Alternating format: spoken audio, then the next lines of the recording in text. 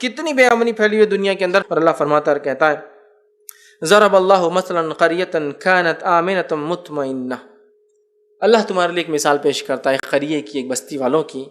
اللہ فرماتا ہے آمنت مطمئنہ، اللہ نے ہر جگہ امن و امان ان کے لیے پھیلا رکھا تھا، اور ایسا امن و امان جس سے وہ خود مطمئن تھے۔ دیکھیے دو ہوتے امن و امان، ایک بستی میں امن و امان ہے اور آپ پریشان ہیں، لیکن اللہ نے کہا آمنت، اتنا امن و امان دیا تھا کہ مطمئنہ، سیٹسفائیڈ تھے، اس سے خوش تھے کہ بہت اچھی زندگیاں گزر رہی ہے۔ پھر آگے اللہ فرماتا ہے یأتیہا رزقہا رغدا من کل مکان، اور اللہ رب العزت ہر طرف سے ان کو رزق دے رہا تھا، from every direction and every source, کھیتی باڑی کے ذریعے، کاشتکاری مطلب ایگریکلچر کے ذریعے، پانی کے برسنے کے ذریعے، مچھلیوں کا اسٹاک کر کے مچھلیوں کے ذریعے، پانی کے برسنے سے پھلدار درختوں کے اگنے کے ذریعے سے، خوب لڑکی اور خوب اولاد عطا، میں لڑکے اس لیے کہہ رہا ہوں، لڑکیوں کا پیدا ہونا کوئی بری بات نہیں ہے، لیکن اس لیے کہ اس سے انسان اپنی زور، توانائی، قوت، طاقت، فوج اپنی قائم کرتا نا، تو خوب لڑکوں کے ذریعے یہ بھی رزق ہے۔ اسی طرح ان کو خوب حکومتیں دے رہا تھا، امن و امان تھی، اور کوئی ظالم اور جابر بادشاہ ان پہ نہ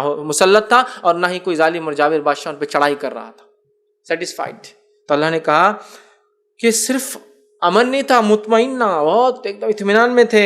رزقها رغدا من کل مکان، ہر طرف سے اللہ ان کا رزق دے رہا تھا۔ پھر فرمایا اللہ رب العزت فکفرت بانعم اللہ، اور انہوں نے پھر کفر کیا اللہ کے انعاموں سے، پھر انہوں نے ناشکری کی اللہ کی دی ہوئی نعمتوں سے، پھر انہوں نے کفر اور ناشکری، اللہ رب العزت نے جو نعمتیں دی تھی انہوں نے ناشکری کی۔ اللہ رب العزت فرماتا ہے بانعم اللہ، کہ اللہ کے انعامات کی ناشکری کی انہوں نے، نتیجہ کیا؟ فَأَذَاقَهَا اللَّهُ لِبَأْسَ، اللہ فرماتا ہے فَأَذَاقَ اللَّهُ لِبَأْسَ الْجُوعِ وَالْخَوْفِ بِمَا كَانُوا يَصْنَعُونَ، تو اللہ نے ان کی کرتوتوں کی وجہ سے، اللہ فرما رہا ہے ان کی کرتوتوں کے نتیجے میں انہیں بھوک اور خوف کے عذاب میں مبتلا کر دیا، بھوک اور خوف کے عذاب میں، جبکہ پہلے اتنے امن میں تھے کہ مطمئنہ تھے، ہر جگہ سے رزق آتا تھا، تو خوف مطلب حالت امن کو اللہ نے خوف میں تبدیل کر دیا، اور حالت رزق کو اللہ تعالیٰ نے بھوک میں تبدیل کر دیا۔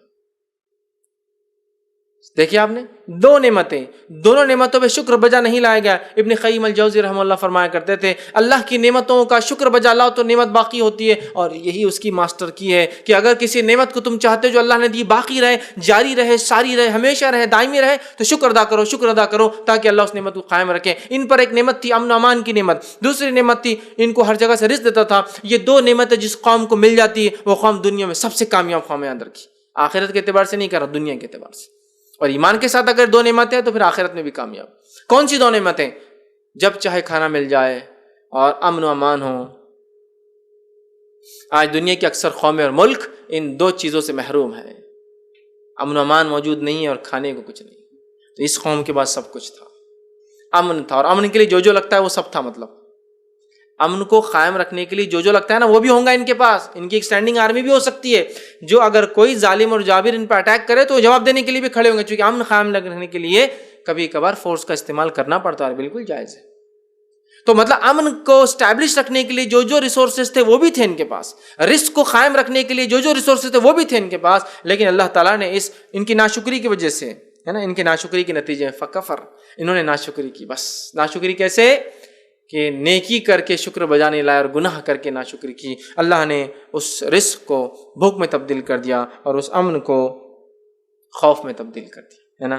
آج ہم بھی دیکھ رہے ہیں کئی ممالک ہیں ہمارے اچھے خاصے ہیں، اچانک ایک رات آتی ہے امن خوف میں تبدیل ہو جاتا ہے اور رزق بھوک میں تبدیل ہو جاتا ہے۔ کیا آپ نے وہ فوٹو کبھی دیکھی جس کے تعلق سے بہت معروف تصویر ہے، آپ سب نے شاید انٹرنیٹ پہ دیکھی ہوں گی، ایک بچہ ہے چھوٹا سا اور وہ ڈول رہا ہے، افریقن بچہ ہے، ایک دم اتنا دبلا کہ شاید اتنے دبلے بچے آپ نے کبھی، اور ڈول رہا ہے، اور ایک گدھ ایسا بازو بیٹھا ہوا ہے، گدھ۔ یہ یوگانڈا کے ایک علاقے میں لی گئی فوٹو تھی جو مسلم علاقہ ہے، اور لینے والا ایک فرینچ جو ہے جرنلسٹ تھا، اس نے فوٹو لی تھی، اور وہاں اس کا کہنا تھا کئی لاشیں پہلے سے بچھی تھی، انسان ایسے ہی مرتے تھے، مرنے کے بعد گدھ ان کو کھا لیتے تھے۔ اب یہ گدھ انتظار میں تھا یہ بچہ کب مرے گا اور وہ اس کو کھا لے گا، صرف بھوک کی وجہ سے۔ اس نے وہ تصویر لی تھی جس تصویر کو اس زمانے میں جب اس نے لی تھی اس کو ایوارڈ ملا تھا کہ سب سے بیسٹ فوٹوگرافر کہ جس نے ہیومن کو یا انسانی سماج یا اس کی ایک تصویر کھینچی کہ کیا حقیقت ہے افریقہ کے اندر کہ ایک بچہ مرنے پر ہے بیٹھا ہے اور گدھ بازو ہے انتظار کر رہا ہے کھا لے. وہ شخص وہاں سے گیا, اس کو ایوارڈ ملا اور اگلے سال اس نے خودکشی کر لی اور کہا ایسے دنیا میں جینا نہیں چاہتا. غیر مسلم تھا, عیسائی تھا. جس دنیا میں انسان مر رہے ہیں اور گدھ دیکھ رہا ہے, اور دوسری طرف ہمارے ملک یورپ اور امریکہ کا یہ حال ہے کہ ہم رزق کو سمندروں میں پھینکتے, زیادتی کی وجہ سے پھینک دیتے ہیں اناج کو. یہ دنیا صحیح سسٹم اور نظام پہ نہیں چل رہی. جہاں ایک ملک اتنا زائد ہے کہ سمندروں میں پھینکا جا رہا ہے اناج, لیکن غریبوں کو نہیں دیا جا رہا, چونکہ اگر وہ آگے بڑھ گئے تو ریشیلی جینیٹیکلی بلیکس جو ہے وائٹ سے مضبوط ہوتے ہیں, قومی اعتبار سے مضبوط ہے اور جینیٹیکلی بہت اسٹرانگ ہوتے ہیں, اس لیے اتنے سخت اور رگڈ علاقوں میں دنیا کی زندگیاں گزارتے ہیں آسانی. تو ان گوروں کو نہ اللہ کے نزدیک گورا افضل ہے, نہ کالا جو ہے کوئی مفضول ہے. اللہ کے نزدیک سب برابر تقویٰ, لیکن ان کو ڈر لگتا ہے کہ اگر ان کی مدد کریں گے تو نسلیں ہم پر حاوی ہو جائیں گی. ان کو اتنا دبایا گیا صدیوں سے, تو یہ ہم پر آج حاوی ہے, جینیٹیکلی ہم سے اسٹرانگ ہے, یہ ہم سے زیادہ سخت علاقوں میں جیتے ہیں, ان کی نسلیں ہم سے آگے بڑھ سکتی ہے, تو لہٰذا ان کے ملکوں کو تھرڈ ورلڈ کنٹری ڈکلیئر کر دیا گیا. افریقن کنٹریز کو کہتے ہیں تھرڈ ورلڈ کنٹریز. ہم پروگریسو کنٹری میں آتے ہیں, انڈیا ترقی یافتہ ملک میں ترقی ہو رہی ہے, اور وہ فرسٹ ورلڈ کنٹریز ہے. امریکہ ہو جائے, یورپ فرسٹ ورلڈ کنٹریز ہے.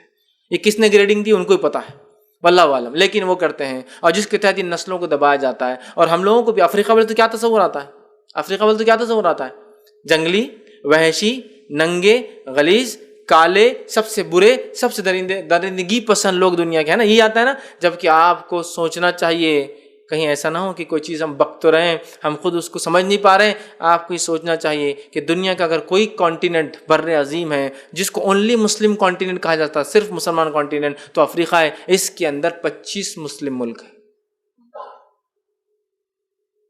مصر, ٹونیشیا, لیبیا, الجیریا, مراکش, Sudan, Eritrea, Tanzania, Congo, Uganda, Rwanda, یہ سب کیا, یہ مسلم ملک ہے پورے کے پورے. یہ الگ بات ہے, کالے افریقی اب کیا ان کی ویلیو. کہ ایسا نہ ہو کوئی ہمارے خلاف, ہمارے بھائیوں کے خلاف ایک چال چلتا اور ہم بھی اس میں شامل ہو کہ ہاں ارے سب سے غلط. پوری دنیا میں یہی امیج ہے نا افریقہ کی. تو اس ملک کو اس نے کہا میں ایسی زندگی دنیا میں نہیں رہ سکتا جس میں ایک طرف ایک ملک اپنے ریسورسز کو ضائع کرتا اور ایک طرف گدھ انتظار کرتے ہیں انسانوں کے مرنے کا, اور اس کے بعد وہ کھا لیتے ہیں.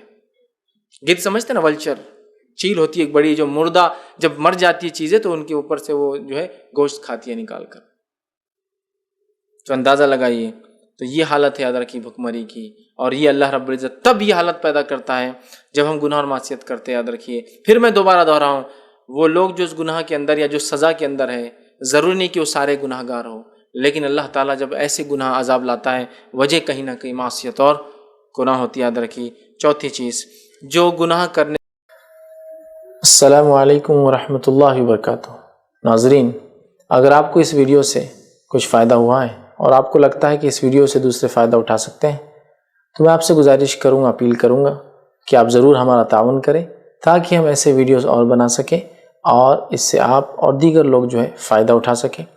آپ اپنا تعاون, اپنا ڈونیشن ہمارے بینک اکاؤنٹ یا ویسٹرن یونین اور دیگر اس قسم کے موڈ سے بھی بھیج سکتے ہیں.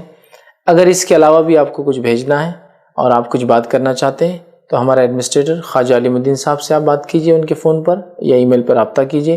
انشاءاللہ عزیز آپ کا تعاون جو ہے صحیح کام میں استعمال کیا جائے گا اور یہ آپ کے لیے ثواب جاریہ ہوں گا. اور ایک بات, ہاں, کوئی بھی رقم چھوٹی نہیں ہوتی, تو آپ ضرور ہمارا تعاون کریں. اللہ تعالیٰ آپ کے مال میں, جان میں, عزت میں اور اولاد میں برکت عطا فرمائے. السلام علیکم ورحمۃ اللہ وبرکاتہ.